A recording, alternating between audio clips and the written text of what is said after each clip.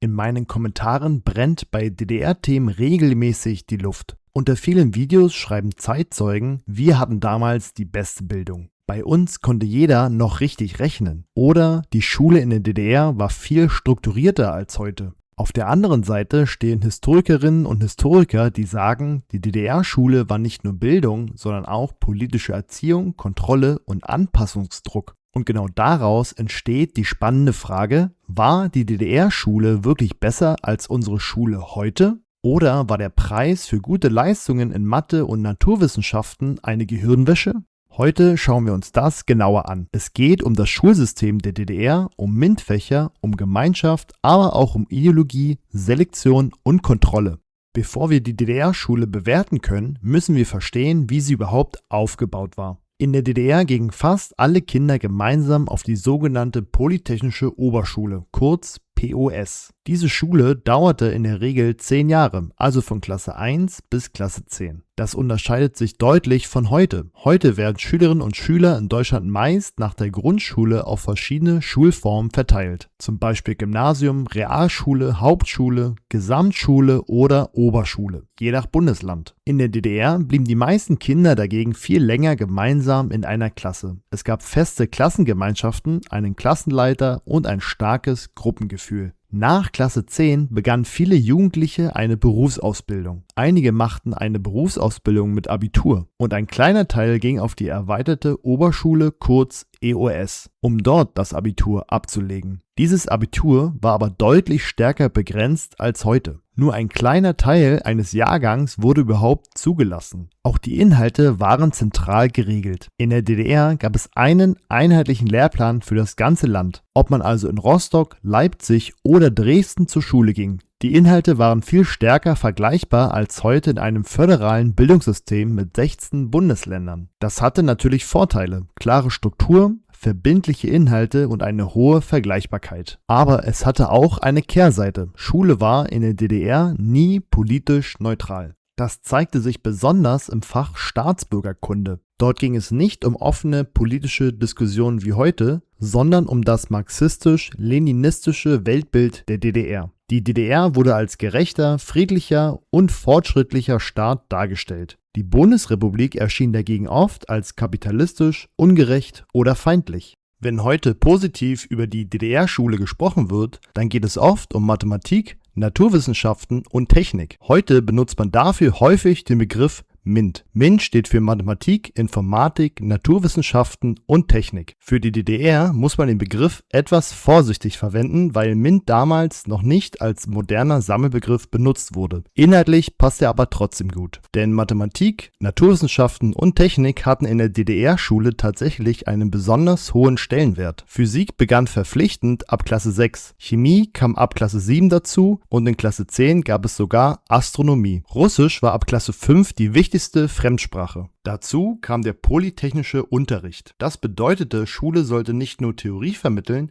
sondern auch auf die Arbeitswelt vorbereiten. Die Schülerinnen und Schüler lernten technische Grundlagen, arbeiteten praktisch und kamen mit Betrieben in Kontakt. Es ging darum, Theorie und Praxis miteinander zu verbinden. Aus heutiger pädagogischer Sicht ist dieser Gedanke durchaus interessant, denn viele Bildungsforscher betonen, dass Lernen oft besser funktioniert, wenn Schülerinnen und Schüler Dinge nicht nur auswendig lernen, sondern praktisch begreifen. Hier hatte die DDR-Schule also echte Stärken. Aber man muss vorsichtig sein, wenn heute behauptet wird, die DDR hatte die beste Bildung der Welt. Denn internationale Vergleichsstudien wie PISA gab es damals nicht. Deshalb lässt sich wissenschaftlich nicht eindeutig beweisen, dass DDR-Schüler insgesamt besser ausgebildet waren als Schüler im Westen oder als Schüler heute. Was man aber sagen kann, Mathematik, Naturwissenschaften und technische Bildung hatten in der DDR einen hohen Stellenwert. Das hatte nicht nur pädagogische Gründe, die DDR verstand sich als Industrie- und Arbeiterstaat. Für die sozialistische Planwirtschaft brauchte sie Ingenieure, Techniker und natürlich auch Facharbeiter. Schule sollte also nicht nur Wissen vermitteln, sondern auch gezielt Arbeitskräfte für den Staat hervorbringen.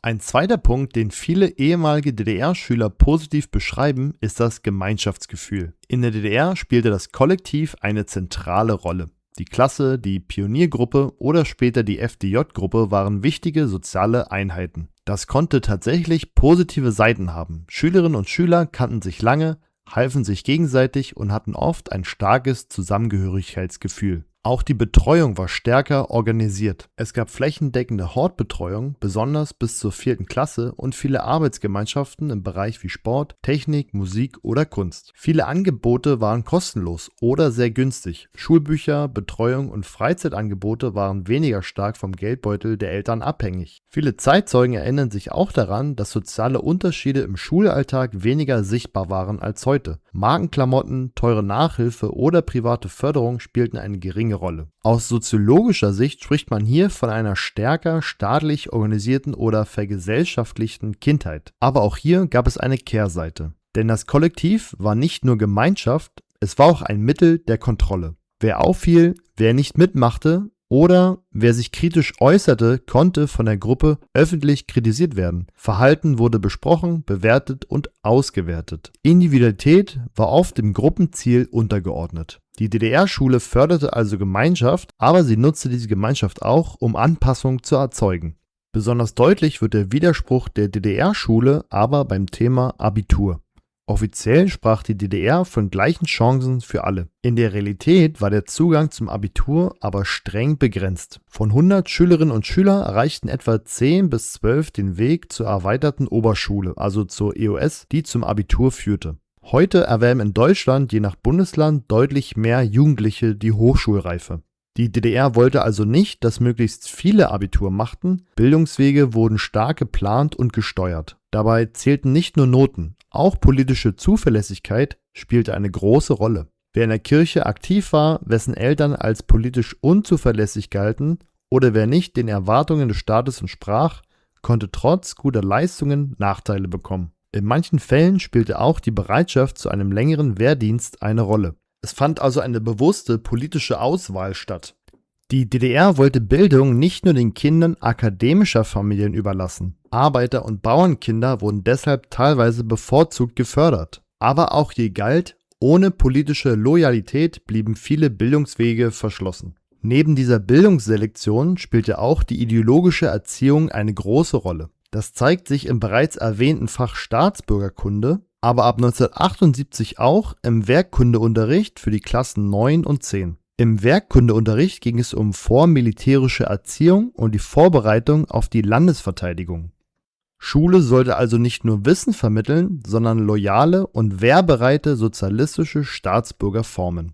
Was kann man also aus dem DDR-Schulsystem lernen? Die Stärke der DDR-Schule lag eindeutig in ihrer Struktur. Es gab klare Lehrpläne, verbindliche Inhalte und eine starke Förderung von Mathematik, Naturwissenschaften und Technik. Der Praxisbezug durch den polytechnischen Unterricht war pädagogisch interessant. Auch die soziale Einbindung vieler Kinder hatte Vorteile. Betreuung, Arbeitsgemeinschaften und praktische Angebote waren für viele zugänglich. Gleichzeitig war Bildung in der DDR niemals politisch neutral. Die Schule sollte nicht nur Wissen vermitteln, sondern auch politische Loyalität erzeugen. Kritisches Denken war nur so lange erwünscht, wie es nicht gegen die Grundannahmen des Staates gerichtet war. Heute kritisieren manche unser Bildungssystem als unübersichtlich, föderal zersplittert und zu stark vom Elternhaus abhängig. Andere sprechen von einer zunehmenden Akademisierung, während in vielen Handwerks- und Ausbildungsberufen Fachkräfte fehlen. Ich denke, gerade bei diesem Punkt können wir von dem DDR-Schulsystem einiges lernen. Die DDR legte früh Wert auf Berufsausbildung, Technik und praktische Fähigkeiten. Interessant ist dabei auch der Blick nach Nordeuropa. Oft hört man, Finnland habe sich bei seinen Schulreformen teilweise an der DDR-Schule orientiert.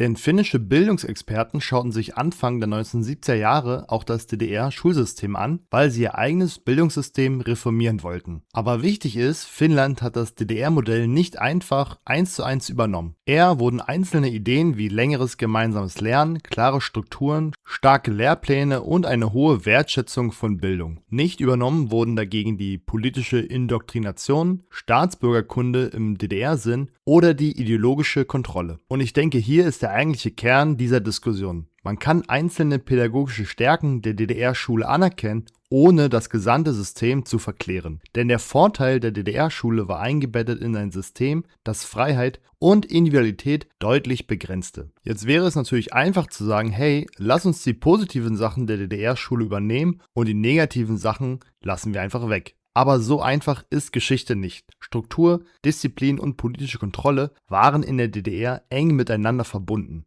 Kommen wir zum Fazit und zur Beantwortung der Frage, war die DDR-Schule tatsächlich besser als heute? Die Antwort lautet, es kommt darauf an, woran man Bildung misst. Wer vor allem auf Struktur, Naturwissenschaften, Technik, Praxisbezug schaut, wird viele Stärken finden. Wer Bildung aber als Raum für freie Meinungsbildung, politische Offenheit und individuelle Entfaltung versteht, wird deutliche Grenzen erkennen. Die DDR-Schule war deshalb weder nur Vorbild noch nur Gehirnwäsche. Sie war ein Spiegel des Staates, in dem sie existierte. Vielleicht brauchen wir heute an manchen Stellen mehr Struktur, mehr Praxisbezug und mehr Wertschätzung für technische und handwerkliche Bildung. Und auch sicherlich eine bessere Kinderbetreuung. Aber die Freiheit des Denkens, die Möglichkeit zur Kritik und das Recht auf individuelle Wege sind kein Nebenthema von Bildung. Sie sind ihr Kern. Aber was meint ihr? Wäre ein bisschen mehr DDR-Struktur in unserem heutigen Bildungschaos sinnvoll? Oder ist die Freiheit im Denken wichtiger als die perfekte Kurvendiskussion in Klasse 9? Schreibt mir eure Meinung gerne sachlich in die Kommentare. Und wenn dich DDR-Grenzorte, die heute noch existieren, interessieren,